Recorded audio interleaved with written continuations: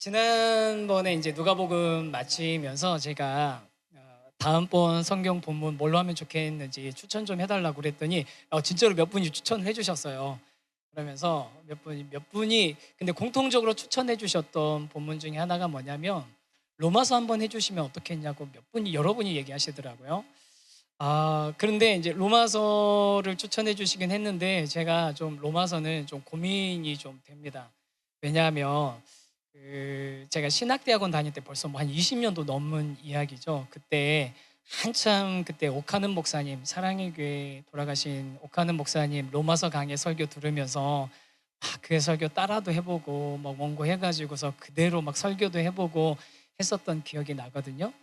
그때 그 로마서 설교를 들으면서 제가 너무너무 신기한 경험을 했었어요. 무슨 경험이냐면 이 설교를 듣고 있으면 막 되게 혼나는 것 같은데 막 혼내시는 것 같은데 혼나고 나면 속이 시원한 거예요. 후련한 거예요. 그러면서 야 이거는 정말 이 보통 설교가 아니다.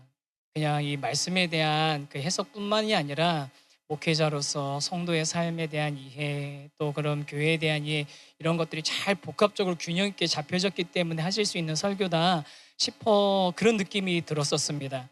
그래서 이번에 로마서 설교해달라고 하신 말씀이 있었는데 좀 이거는 저도 나중에 우리 성도님들의 삶과 또 좀 더 말씀에 대한 깊이를 제가 이해할 수 있을 때 그때쯤 할 수 있으면 어떨까라고 그렇게 생각을 좀 하고 있습니다.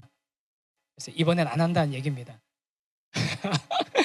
그래서 너무 감사드리는데 우리 지난번에 누가 본 긴 호흡으로 봤으니까 이번에 좀 짧게 하박국 선지서 한 5, 6주 정도 같이 보면서 이 하박국을 통해서 우리에게 주시는 말씀 우리 같이 좀 발견했으면 하거든요.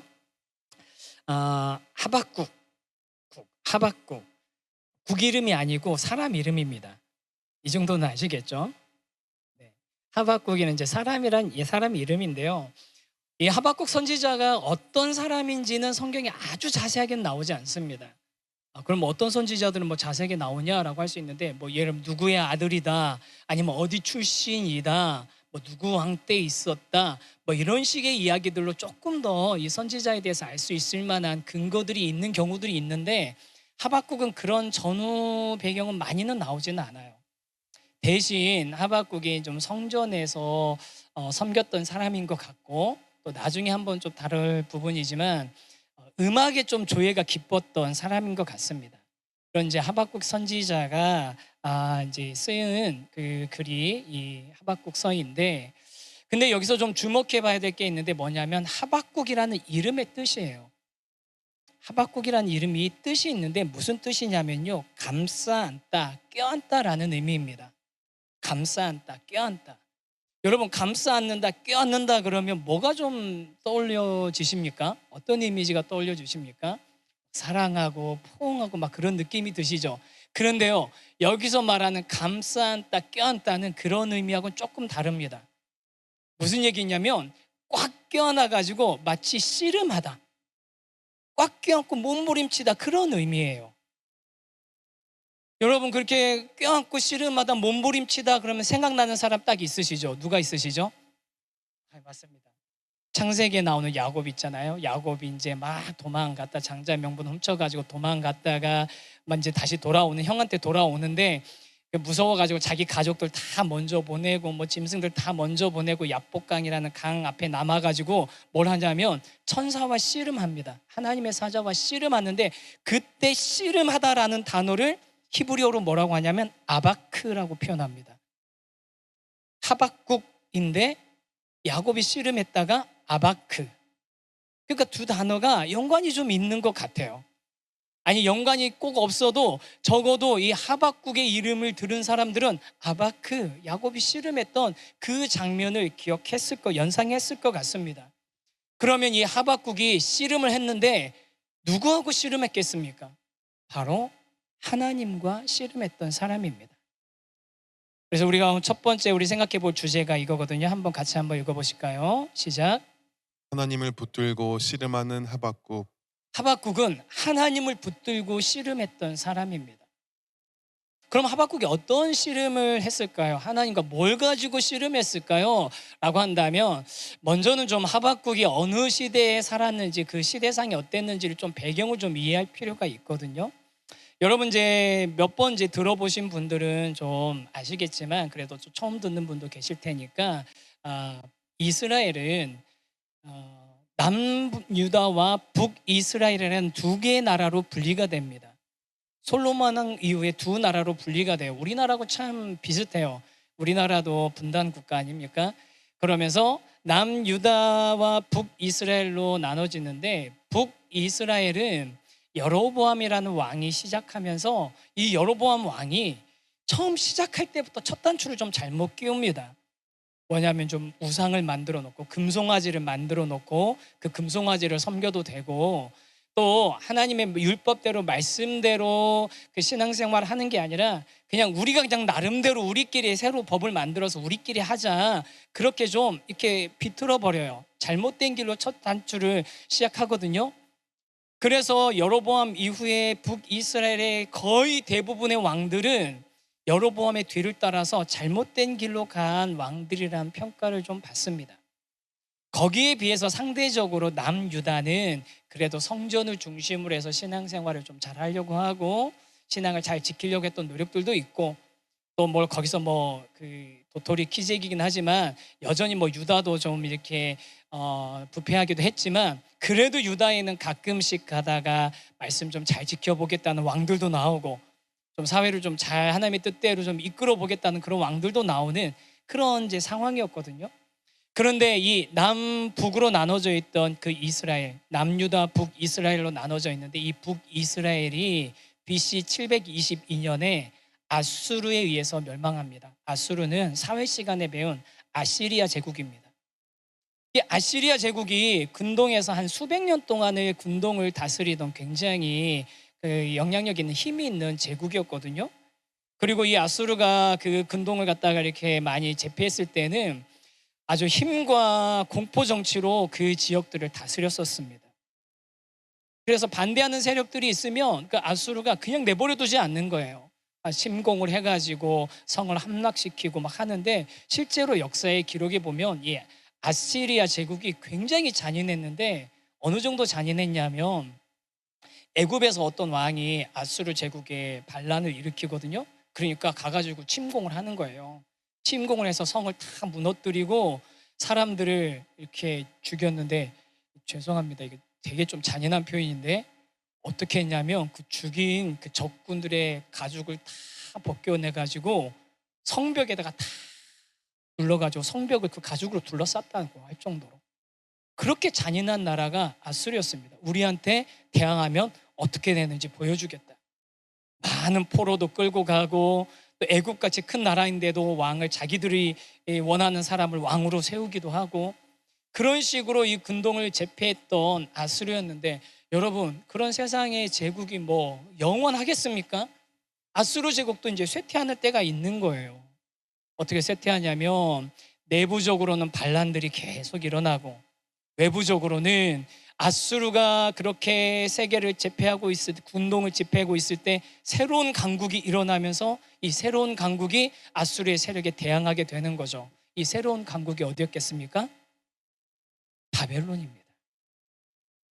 그러면 보세요. 이 근동 지방이 지금 힘의 관계가 어떻게 돼 있냐면 아수르라는 제국이 있고 근데 아수르보다 훨씬 오래전부터 이 근동 지방을 오랫동안 여기서 오랫동안 강력한 왕국을 이루었던 나라가 한 군데 더 있죠. 어디죠? 이집트. 아수르가 있고 이집트가 있었는데 이 둘이 주로 싸우다가 새로운 강국 바벨론이 막 일어나는 상황입니다. 그리고 이들이 서로 막 동맹도 했다가 싸움도 했다가 하는데 그 한가운데 한가운데 어느 나라가 놓여 있었을까요? 유다, 이스라엘이 놓여 있었던 거예요. 우리나라하고 진짜 비슷해요. 우리나라도 약간 지정학적인 위치 때문에 계속 강대국들의 각축장에 되었지 않았습니까? 그런 상황에 그럼 유다가 놓이고 그리고 아수르가 패망하고 그 다음에 애굽과 바벨론이 전쟁을 일으키는 그 전쟁이 성경에도 기록되어 있는데 그게 갈그미스 전투입니다.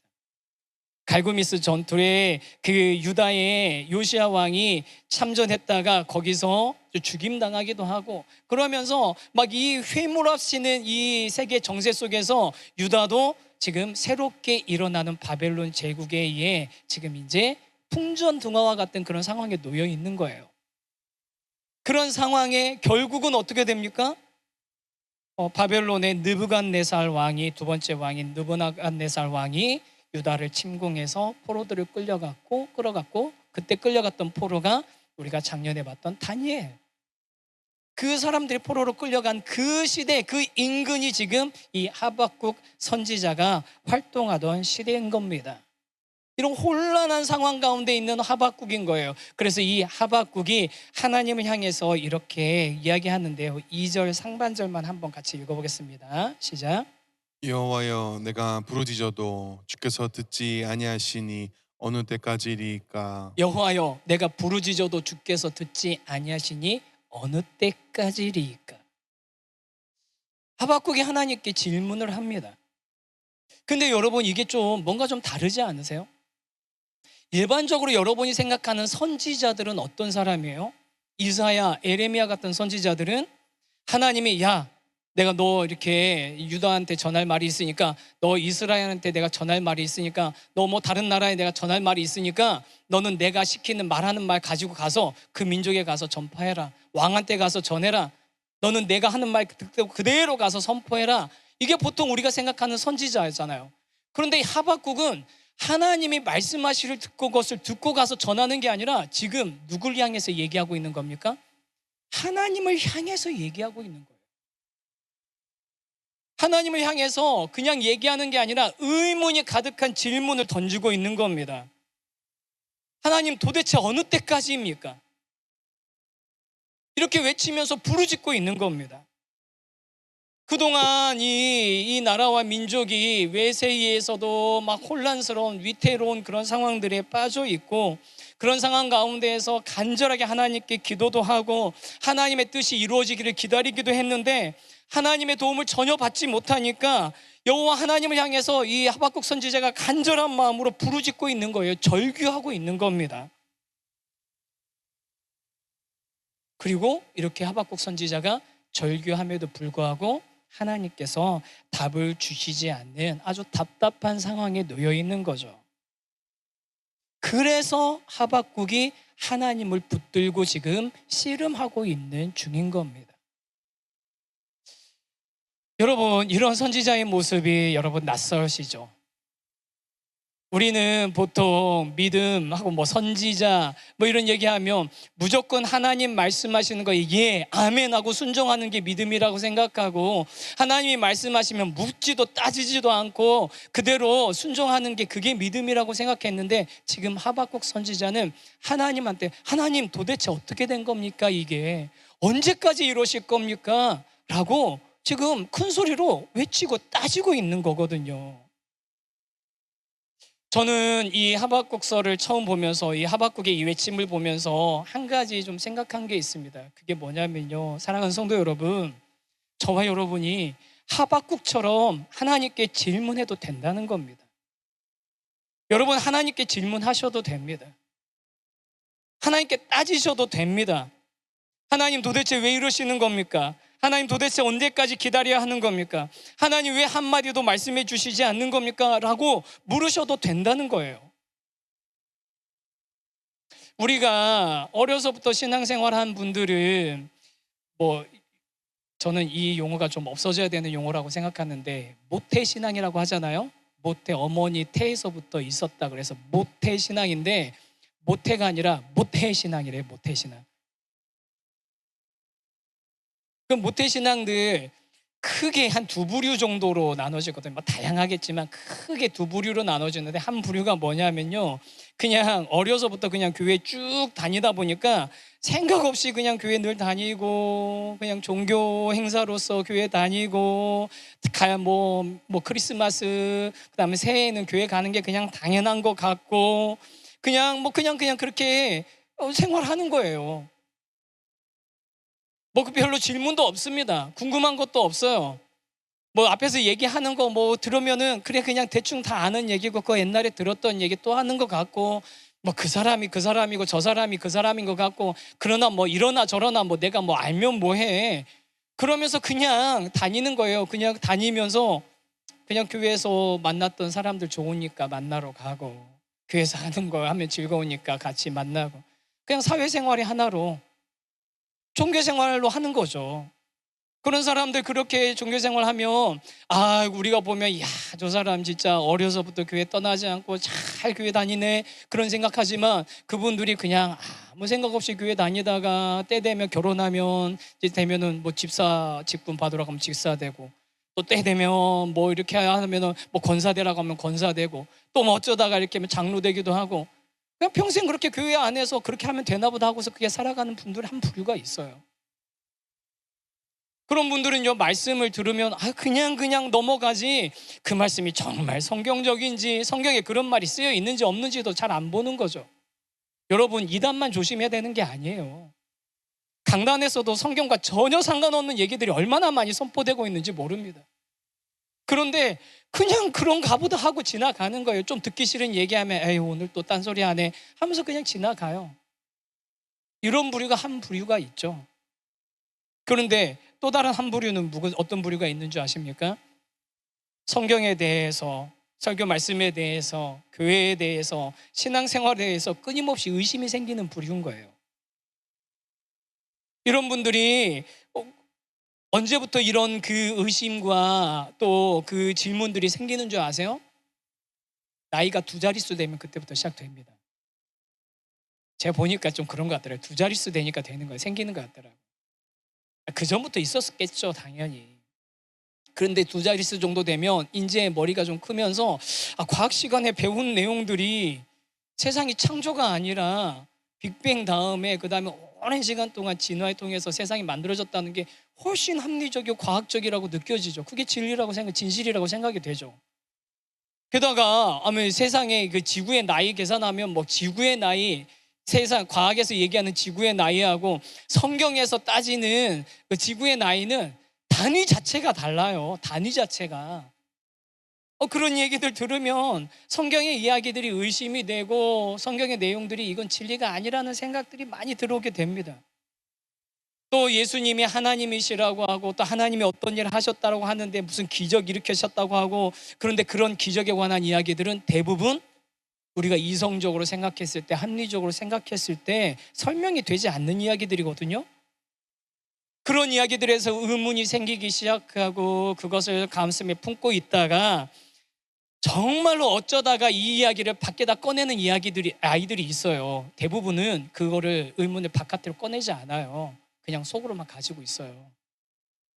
속으로 가지고 있는데 바깥으로 왜 안 꺼내는 줄 아세요? 이 얘기 꺼내면 부모님 싫어하는 거 아니까. 부모님이 너 교회 가는 뭐 어찌됐든지 교회는 가게만 하길 원하시니까 교회 앉혀놓길 원하시니까 이 얘기하는 걸 싫어하는 걸 아니까 얘기를 안 꺼내고 가만히 가지고 있다가 언제 꺼내는 줄 아세요? 대학교 갔을 때. 아버지 어머니 그동안 저는 아버지 어머니를 위해서 교회 나왔던 겁니다. 저는 성경 안 믿어요. 하나님 계시다고 생각하지 않아요. 그 얘기 들으면 우리 부모님은 큰일 났다고 생각하죠. 청년부에서 잘못 가르쳤다고 생각하죠. 청소년부에서 잘못 가르쳤다고 생각하죠. 아니에요, 여러분. 훨씬 그 이전부터가 마음에 품고 있었던 거예요. 근데 왜 그 아이들이 그걸 갖다 얘기도 못하고 품고 있었는 줄 아세요? 꺼냈을 때 그 다음에 나올 반응이 뻔하거든요. 어디서 그런 믿음 없는 얘기 하냐고. 성경 말씀 있는 그대로 믿어야지. 그런 얘기 한 번만 들어보세요. 자기가 가지고 있는 의문, 질문 꺼내고 싶어지겠습니까? 괜히 그런 얘기하면 그 주일학교 선생님이 너 지난주에 큐티 안 했지? 기도 안 했지? 뭐 이런 얘기나 하시고.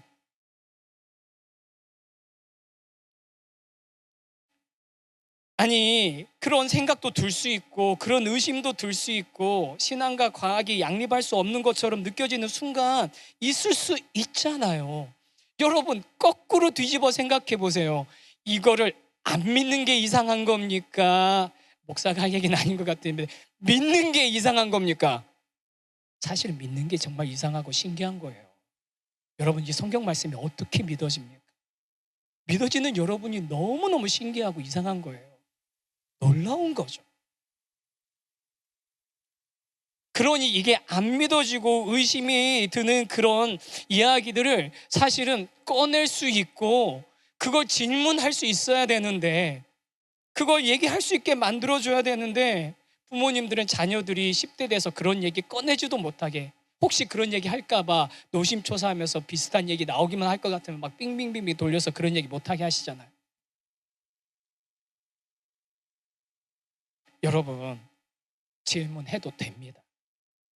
아니, 질문해도 되는 게 아니라 질문하는 게 오히려 더 유익한 겁니다.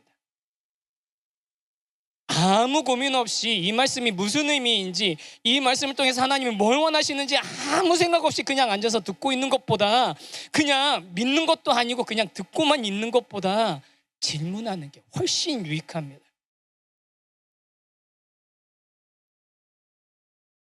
그리고 그렇게 질문할 때 우리가 누군가를 알아갈 때도 그렇잖아요.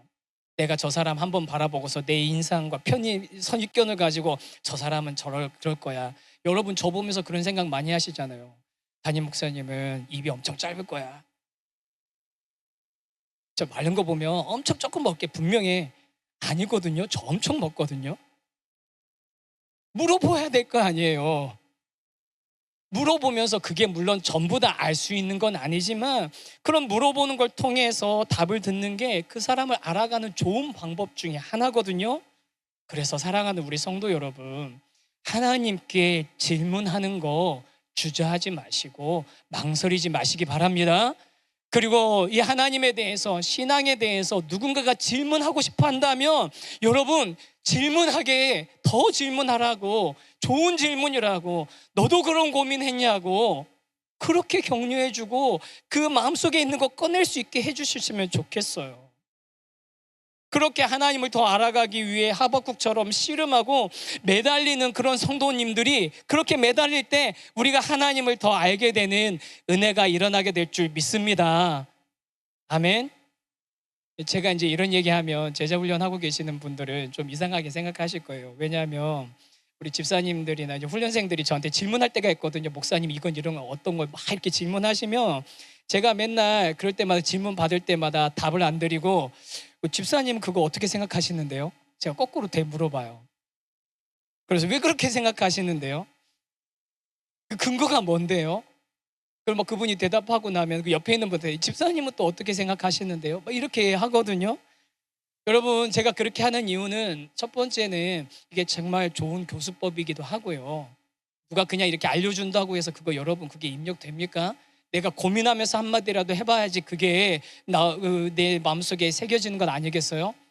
그리고 그런 이유이기도 하고, 더 하나 근본적으로 중요한 이유가 하나 있습니다. 그게 뭐냐면요, 저는 답을 주는 사람이 아니라는 거예요. 여러분, 착각하지 마십시오. 저는 답을 주는 사람이 아니라 저도 역시 답을 찾아가고 있는 사람이라는 겁니다. 목사도 똑같이 답을 찾아가고 있는 사람입니다. 여러분, 교사들도 똑같이 답을 찾아가고 있는 사람입니다. 우리 순장님들도 똑같이 답을 찾아가고 있는 사람들인 겁니다. 우리도 하나님 말씀을 읽으면서 이게 도대체 무슨 뜻이야?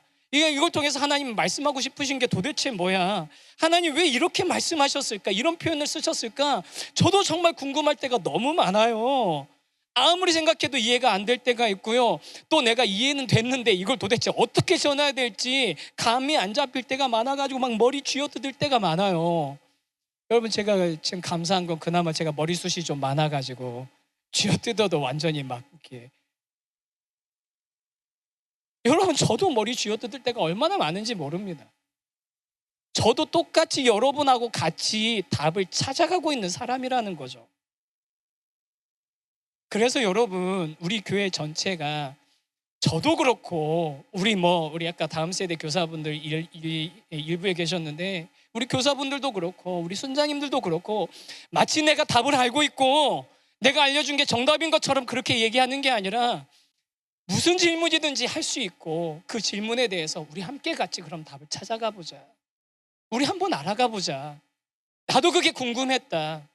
나도 그런 질문 했었던 때가 있다. 그렇게 얘기하면서 그런 질문들 가운데 하나님을 조금 더 알아가고 그런 질문들 가운데 하나님의 뜻을 더 발견해 나갈 수 있는 그런 교회가 되기를 소망합니다. 얼마 전에 교육자 회의하면서 우리 청소년부하고 우리 초등부 사역자들한테 그 얘기를 좀 부탁을 드렸어요. 아이들이 궁금한 거 좀 마음대로 얘기할 수 있는 그런 분위기가 됐으면 좋겠다. 아이들이 궁금한 거 있으면 마음대로 질문할 수 있는 그런 분위기가 좀 됐으면 좋겠다. 질문해도 됩니다. 질문하지 않고 그냥 속으로 이건 가짜일 거야, 이거 사기일 거야, 거짓말일 거야, 다 조작한 거야, 전설이야, 이야기야, 그렇게 생각하는 것보다 의심하고 질문하는 게 훨씬 낫습니다. 질문하면서 답을 찾아갈 수 있도록 생각을 넓혀주고, 그러면서 나 역시 우리 이성과 지성의 한계가 있다는 걸 인정하면서 그것을 뛰어넘는 시간과 존재의 사건의 그 가능성을 우리 함께 인정하면서 찾아가는 그런 과정이 중요한 거죠. 그리고 그런 질문들을 받았을 때 그냥 단순한 의문이 아니라 진리를 향한 바른 질문, 진리를 찾아갈 수 있는 바른 질문들을 해나갈 수 있도록 우리 서로 격려하면서 고민해 나가는 거, 그게 하박국이 한 씨름과 같은 겁니다.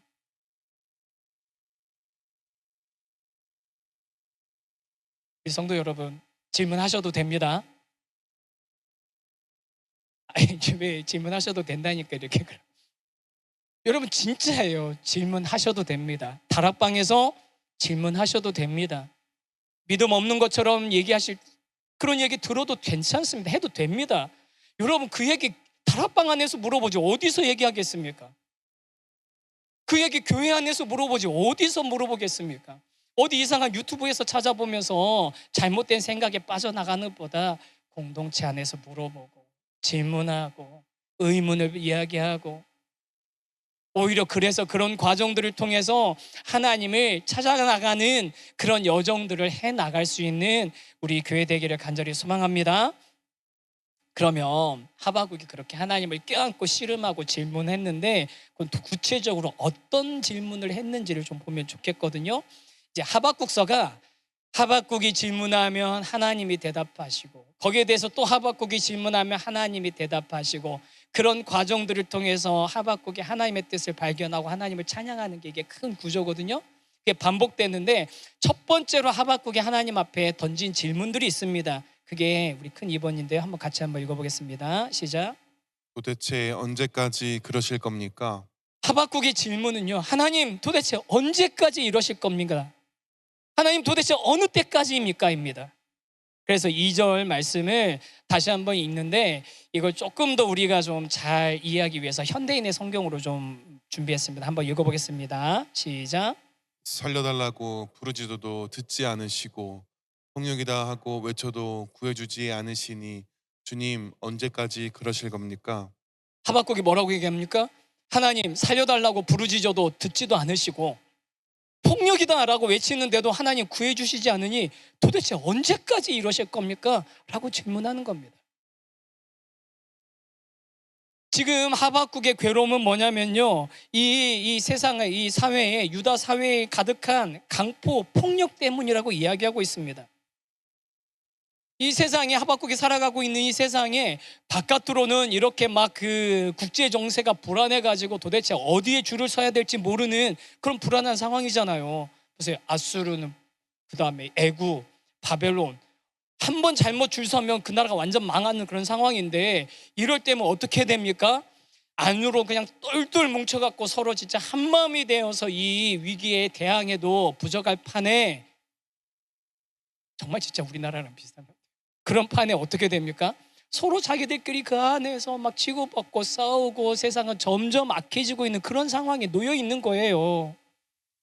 그래서 하박국이 지금 하나님과 부르짖고 절규하는 게 이 유다 땅에 가득한 이 유대 민족 가운데 이 나라 가운데 가득한 강포와 폭력 때문이라고 하는데, 그런데 더 근본적인 이유는 뭐냐면 이렇게 선지자가 얘기하잖아요. 폭력이다 라고 말하는 게 불이야, 강도야, 도둑이야 라고 외쳐가지고 알리고 싶은 그런 마음으로 막 외치는데도 불구하고, 하나님 이 폭력이 가득합니다, 큰일 났습니다 라고 외치는데도 불구하고 하나님이 그 얘기를 듣고 계시는 건지 도대체 아니면 듣고서도 왜 이렇게 아무것도 안 해주시는지 그게 너무 답답한 상태인 겁니다. 여러분, 하박국의 이 답답한 마음이 이해되시는 분들이 여러분 있으실 거예요. 하박국의 답답한 마음이 뭐냐면 그런 거잖아요. 간절한 마음으로 하나님을 찾았고 또 하나님의 도와주시는 손길을 의지하고 바랬는데 도와달라고 아무리 외쳐도 하나님이 들은 척도 안 하시는 거 느끼신 적이 있으시잖아요. 하나님 분명히 듣고 계신다고 그랬는데 도대체 내 기도는 안 듣고 계시는 것 같은 그런 느낌이신 적이 있으시죠? 하나님이 능력이 있으시다고 하는데 다른 사람의 문제는 어떻게 개입하시는지 어쩐지 모르겠는데 내 인생의 문제는 개입하지 않으시는 것 같아서 속상하신 분 있으시죠? 하박국 그런 느낌을 가지고 있는 겁니다. 근데 이게요, 단순히 내 개인의 문제로 그치는 게 아니에요. 하박국이 사회를 보니까 이 사회에 가득한 불의가 있는데 이 가득한 불의 때문에 폭력이라고 불의가 막 행해지고 있다라고 외치는데도 불구하고 하나님이 이걸 그냥 방관하고 계시다는 게 그것도 이해가 안 된다는 겁니다. 왜요? 만약 전능하신 하나님이 계시고 그 하나님이 선하시다면 이 세상 가운데는 불의와 악이 있으면 됩니까? 안 됩니까? 사람들이 생각할 때는 그러면 안 되는 거 아니에요, 하나님? 이런 생각을 충분히 할 수 있는 거잖아요. 하박국이 비슷한 생각을 지금 하고 있는 겁니다. 전능하시고 선하신 하나님이 계신데도 불구하고 세상에 이렇게 악이 판을 치고 악한 자들이 선한 자들을 짓밟고 아무 죄도 없는 선량한 사람들이 엄청난 희생을 당하고 게다가 세상에 엄청난 재난과 그런 어떤 재앙이 있을 때는 꼭 그런 피해를 당하는 사람들은 그 사회에서 가장 불쌍하고 힘없는 사람들이고 이런 일들을 보면 이해가 안 되는 거예요. 답답한 거예요.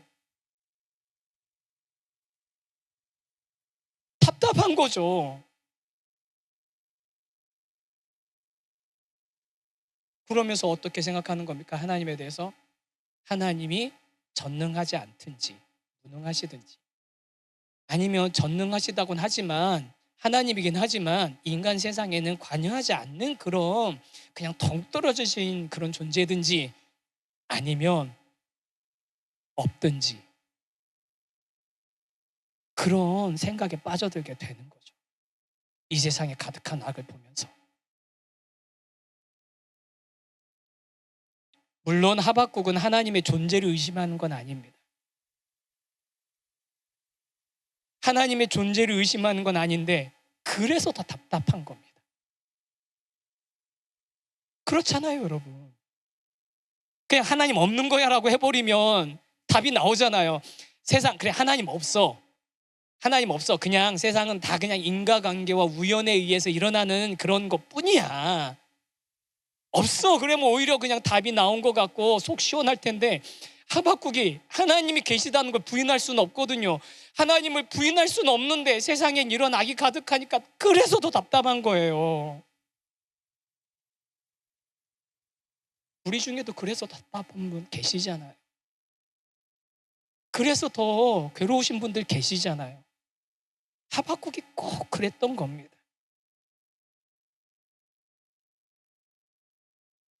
그런 답답한 가운데 있는 하박국 눈에 보인 이스라엘 민족의 사회의 첫 번째 폭력은 어떤 거냐면요. 3번입니다. 3절입니다. 한번 같이 한번 읽어보겠습니다. 시작. 어찌하여 내게 죄악을 보게 하시며 패역을 눈으로 보게 하시나이까. 겁탈과 강포가 내 앞에 있고 변론과 분쟁이 일어났나이다. 외적인 그런 위태로운 정세뿐만 아니라 안에서는 어떤 그런 혼란함이 있었냐면 이게 세 가지로 나오거든요. 죄악과 패역이 있고 겁탈과 광포가 있고 변론과 분쟁이 가득한 유다 사회라는 겁니다. 죄악과 패악은 사악한 죄와 죄로 인해 발생하는 고통과 억압이 가득하다는 거고요. 겁탈과 광포에서 이 겁탈은 이제 뭐 강간하다 그런 뜻이 아니라 억지로 악자의 것들을 약탈한다 그런 뜻입니다. 약자의 것을 억지로 빼앗는다는 겁니다. 그런 약탈과 부당한 압제와 폭력들이 가득하고요. 변론과 분쟁이라는 것은 소송이 있고 불이한 재판들이 이루어지고 있고 그리고 사람들이 서로 계속 불화하고 있는 그런 상태를 이야기하는 겁니다. 여러분 이런 사회가 여러분 이 하박국 시대에만 국한될까요? 창세기에 보면요, 여러분, 딱 노아의 시대가 그랬던 거예요. 이 세상은요, 한 번도 이 하박국이 말하는 시대와 다른 적이 한 번도 없었습니다. 그럼 이 하박국의 시대가 지금 우리의 한국 시대하고 한국과는 다릅니까? 한국도 똑같죠. 지금 우리가 살고 있는 이 사회도 자기중심성, 폭력, 혐오, 차별, 온라인, 오프라인에서 이루어지는 여러 가지 성적인 착취와 범죄 등, 여러분, 점점 심해지는 보이스피싱, 남의 돈을 왜 그렇게 뺏어가려고, 그냥 그게 훨씬 쉬우니까, 땀 흘려 일하는 것보다 쉬우니까 그러고 있겠죠. 전세 사기, 임금 착취, 정치 대립, 거짓과 비방, 선전, 오히려 하박국 시대보다 더 악한 것들이 가득한 게 지금 한국 사회잖아요. 하박국은요, 그 나라, 민족, 그 사회의 아픔을 가지고 가슴 아파하면서 하나님 앞에 부르짖고 있는 겁니다. 그것 때문에 하나님께 매달리면서 씨름하고 있는 겁니다. 여러분, 교회가 이 시대에, 이 사회에 문제와 아픔을 끌어안고 씨름하며 아파야 되는 것 아니겠습니까? 하박국처럼 이 사회와 시대의 아픔을 끌어안고 씨름하면서 우리가 이 문제를 어떻게 해결할 수 있을지 답은 없지만, 하나님 도대체 어떻게 하시려고 그러시는 겁니까? 하나님 언제까지 이러실 겁니까? 라고 씨름하면서 괴로워해야 되는 거 아닙니까? 그게 당연한 교회다운 거 아닙니까? 하박국은 세상을 향해서 그런 아픔을 가지고 있었습니다. 괴로움을 가지고 있었습니다. 그런데 이게요, 세상을 향한 괴로움만이 아니에요. 4절에 보면 사회 현상뿐만이 아니라 또 4절에 보면 또 이게 나오거든요. 4절도 한번 읽어보겠습니다. 시작. 이러므로 율법이 해야 하고 정의가 전혀 시행되지 못하오니 이는 악인이 의인을 에워쌌으므로 정의가 굳게 행하여 지민이이다. 율법이 해이해졌습니다. 율법이 없어진 게 아니에요. 율법이 해이해졌다는 것은 그 권위가 땅에 떨어지고 율법이 있지만 실제 삶에서는 전혀 지켜지지 않는 영향력을 잃어버렸다는 얘기입니다. 올바로 하나님의 말씀을 가르치지 않을 뿐만 아니라 설령 가르친다고 해도 그 말씀을 따르지 않는 그런 상황이 돼버렸다는 거예요. 그리고 또 하나, 공의가 시행되지 않고 있다고 합니다.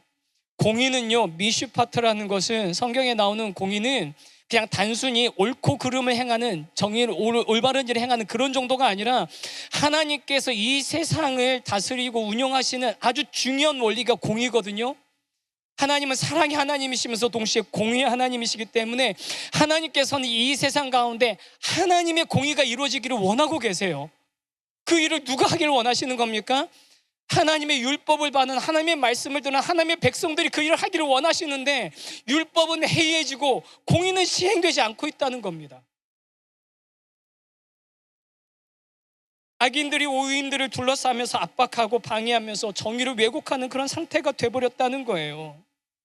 하나님의 백성들이 이 땅에 살아가고 있음에도 불구하고 영적으로는 무능하고 무기력하고 무감각한 상태에 빠져 있는 것을 하박국이 탄식하면서 하나님 앞에 질문하고 있는 겁니다. 왜요? 하나님이 왕이신 나라는 그러면 안 되는 거거든요. 하나님이 통치하시는 세상은 그러면 안 되는 거거든요. 하나님이 진짜 하나님이시라는 걸 믿는 사람들은 그러면 안 되는 거거든요. 예수 믿는 사람들은 그러면 안 되는 거거든요. 교회 다니는 사람들은 그러면 안 되는 거거든요.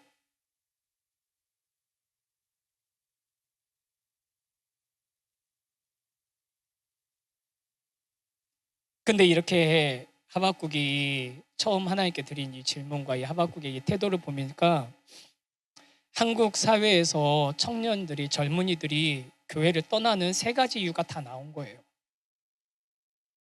첫 번째 이유가 뭐냐면, 말씀에 대해서 의문이 생길 때 답을 얻기는커녕 질문도 할 수 없는 그런 강압적인 분위기 때문에 젊은이들이 교회를 떠납니다.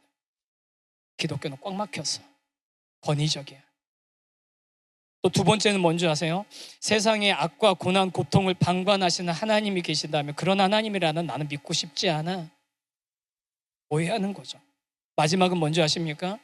교회, 목회자, 교회 다니는 사람들, 성도들을 보면 그들이 하는 행동을 보면, 그들이 부패와 타락을 보면, 말씀대로 살아가지 않는 그런 모습을 보면, 세상의 정의도 못 따라가는 그런 모습을 보면 저거는 잘못된 거예요. 진짜일 수가 없어. 이 세 가지 이유로 교회를 떠나간대요. 그러면서 여러분 뭐라고 하는지 아세요? 여러분 요즘은요, 젊은 사람들 가운데 자기가 교회 다닌다는 것을 드러내는 것을 이렇게 표현한대요. 교밍아웃이라고 한답니다. 처음 들어보신 분 계세요? 교밍아웃이 뭐냐면, 여러분 커밍아웃 아시죠? 동성애하는 사람들이 그 자신이 동성애자라는 걸 드러내는 걸 커밍아웃이라고 하잖아요. 이걸 드러냈을 때 비난받거나 이렇게 손가락질 당할 것을 염두에 두고서도 자신의 정체성을 밝히는 걸 커밍아웃이라는데, 그거에 빗대서 교회 다니는 걸 교밍아웃이라고 그런대요. 그리고 교밍아웃 하면 친구들이 그런대요. 너 교회 왜 다녀? 지금 우리는 하박국 시대를 살아가고 있는 겁니다. 그래서 저와 여러분이 하박국 같은 심정으로 하나님을 하나님을 붙들고서 씨름하지 않으면요, 여러분, 하나님을 붙들고 우리가 하박국처럼 씨름하지 않으면 여러분, 이 세상에 교회는 존재할 이유가 없어지는 거예요. 사랑하는 성도 여러분, 우리가 다음 세대들이 그 신앙의 궁금함에 대해서, 의문에 대해서 마음껏 질문할 수 있도록 우리가 그들의 질문을 받아줄 수 있으면 좋겠습니다. 당장 이해되지 않을 수 있지만 하나님을 알아가고 배워갈 수 있는 그런 방향으로, 그 질문들이 진리를 탐구하는 방향으로 나아갈 수 있도록 우리가 격려해주면서, 우리 축복해주면서 함께 그 길들을 걸어갈 수 있으면 좋겠습니다.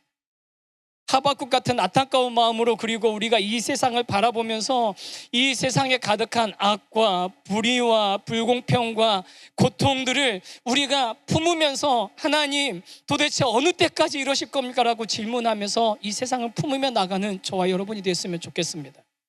그리고 마지막으로 우리 교회 안을 돌아보면서 바른 말씀이 선포되어지고 그 말씀이 정말로 유효하게 우리 삶에 작동이 되어지고 그 말씀대로 우리가 좀 살아보려고 몸부림치는 그런 교회가 되면 좋겠습니다. 그게 우리가 하박국을 통해서 배워야 될 모습입니다. 저는 이미 우리 교회가 그런 길들을, 그 방향을 잡고 가고 있다고 생각합니다. 하지만 여러분, 우리 교회 한 교회라도 정말 그렇게 세 가지, 어떤 질문이라도 할 수 있는 교회가 되었으면 좋겠어요. 세상의 불의와 세상의 아픔에 대해서 눈 감지 않고 함께 아파하고 그것을 품을 수 있는 교회가 되면 좋겠고, 그리고 우리 안을, 우리 스스로를 바라보면서 하나님의 말씀이 기준이 되고 그 말씀을 따라서 우리가 그 방향을 잡고 한 걸음씩 나아가기를 소망하는 그런 교회가 될 때, 하나님께서 저와 여러분을 통해서 이 세상을 변화시키는, 하나님의 나라를 이루어 가시는 일들이 일어나게 될 줄 믿습니다.